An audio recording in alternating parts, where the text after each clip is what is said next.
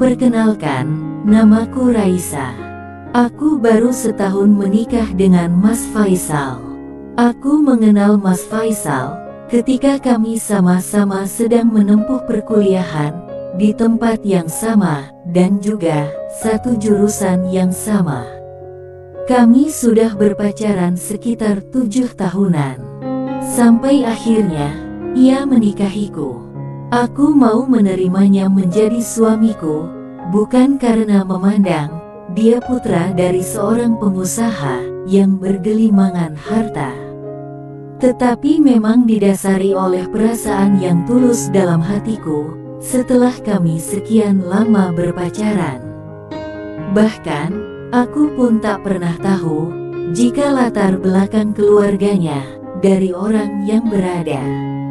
Saat Mas Faisal hendak meminangku, aku dikenalkan dengan orang tuanya.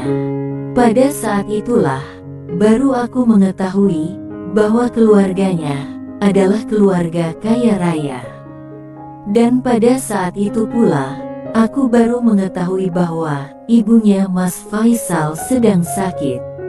Karena memang, sekian lama berpacaran, aku tak pernah dikenalkan dengan keluarganya. Saat itu, ibu Mas Faisal berkata padaku, "Nak, Ibu dan Bapak sudah menyetujui kalian. Ibu juga mungkin gak bisa menunggu lebih lama dengan kondisi ibu yang seperti ini. Jadi, kalian harus segera menikah." Ada rasa dilema di benakku, antara sedih atau bahagia mendengar apa yang diucapkan oleh ibu Mas Faisal. "Baik Bu, secepatnya kami akan melangsungkan pernikahan.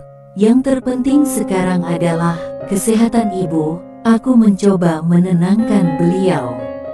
Akan tetapi, dari perkenalan itu, ada yang membuat diriku agak sedikit grogi dengan tatapan ayah Mas Faisal yang membuatku salah tingkah. Ia menatapku dengan tatapan yang penuh arti dan tak dapat ku mengerti. Aku memang dikaruniai kelebihan yang bisa dibilang hampir sempurna. Apalagi jika berbicara tentang postur yang kumiliki, pasti semua pria akan terpesona. Bahkan, teman-teman kampusku dulu tak sedikit yang kagum denganku. Walau demikian, ayah Mas Faisal tetap bersikap sopan. Singkat cerita, pernikahan kami berlangsung dengan mewah di sebuah gedung pesta pernikahan. Di sela-sela pesta, ayah mertuaku sempat berkata, "Faisal pasti sangat beruntung mendapatkan kamu, sangatlah bodoh kalau ia tidak bisa membahagiakan dirimu." Aku hanya tersipu mendengar pujian ayah mertuaku tersebut, tanpa bisa mengartikan maksud apa di balik perkataannya itu. Ayah Mas Faisal bernama Pak Firman, beliau berusia 52 tahun. Walau begitu, beliau masih tampak bugar, bahkan pesonanya membuatku tak percaya jika ia sudah berkepala 5. Sempat pula, beliau berfoto denganku dan saat acara resepsi berlangsung. Ia berada di sampingku, dan saat aku menoleh, sebuah perasaan canggung hadir di benakku. Aku tak tahu perasaan apa yang muncul. Namun yang pasti, segera ku buang jauh perasaan itu. Mengingat, beliau sebentar lagi sudah menjadi ayah mertuaku. Setelah acara resepsi kami lewati, kami langsung menempati rumah baru kami. Rumah yang diberikan oleh orang tua Mas Faisal sebagai kado pernikahan kami.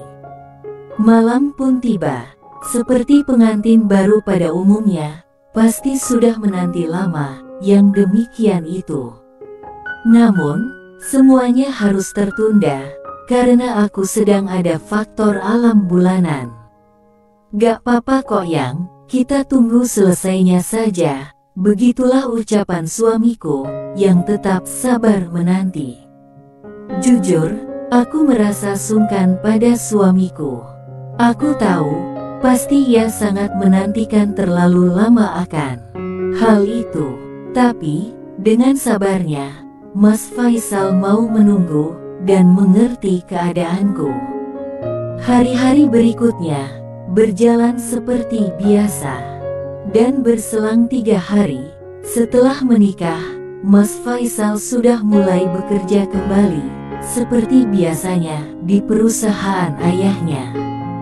Namun, yang paling membuatku agak merasa kecewa ialah besok ia harus berangkat selama 2 minggu keluar kota untuk mendatangi kolega mereka.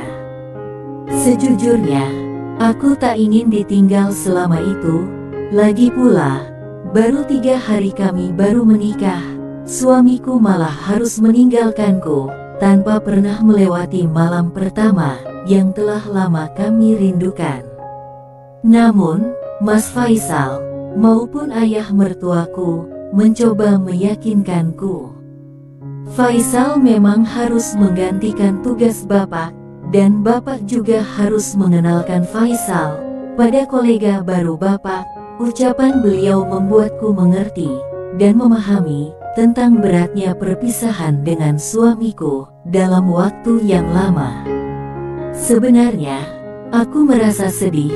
Kenapa Mas Faisal tak pernah mengatakan hal ini sebelumnya, agar aku siap lebih dulu. Lagi pula, nanti kamu bisa main ke tempat ibu mertuamu, jika kamu butuh teman, lanjut bapak mertuaku. Kemudian, aku menyiapkan pakaian Mas Faisal, dan dia pun berpamitan pergi dengan ayahnya. Meskipun berat, aku harus melanjutkan kehidupan baru dalam kesendirian. Terkadang, aku juga menjenguk ibu mertuaku, karena memang rumahnya hanya berjarak 15 menit dari rumahku. Namun, karena kondisinya yang kurang sehat, ia lebih banyak di kamar, dan mau tak mau, aku harus pulang ke rumahku. Memang, ada beberapa pembantu di sana yang merawat ibu dan juga membereskan rumah. Tetapi, saat sore tiba, mereka pulang ke rumah masing-masing. Selama seminggu, semua berjalan tanpa ada kendala, sampai suatu ketika, saat siang hari, setelah menemani ibu mertua, aku kembali ke rumahku dengan keadaan lelah. Aku merasa gerah, apalagi saat pagi tadi, aku sempat jogging di sekitaran komplek rumahku. Aku memutuskan untuk mandi agar segar kembali. Karena kupikir di rumahku memang tak ada orang, maka kubiarkan pintu terbuka. Namun, selang beberapa saat, aku mendengar suara langkah kaki di rumahku. Aku segera menyudahinya dan memeriksa untuk memastikan asal sumber suara langkah yang kudengar itu. Dengan tergesa-gesa, aku berjalan ke arah pintu, namun tak kutemukan seseorang di sana. Akhirnya, aku berjalan menuju kamarku. Akan tetapi, saat aku berjalan beberapa langkah, aku dikagetkan oleh suara yang tak asing bagiku. Aku tak menyadari jika ayah mertuaku sudah berdiri di belakangku. "Bapak lagi apa di sini, Pak?" ujarku heran. Beliau tersenyum sesaat sambil memperhatikanku dengan pandangan yang penuh makna. Aku mulai panik. Beliau seakan mencoba meruntuhkan kesetiaan yang selama ini kujaga untuk suamiku. Aku mencoba berontak, tapi entah mengapa, hati dan perasaanku seolah tak ingin menolak pelaksanaan itu. Hingga akhirnya, aku kalah dan menyerah oleh perasaan yang seharusnya tidak boleh ku bagi pada orang lain, apalagi ayah mertuaku sendiri.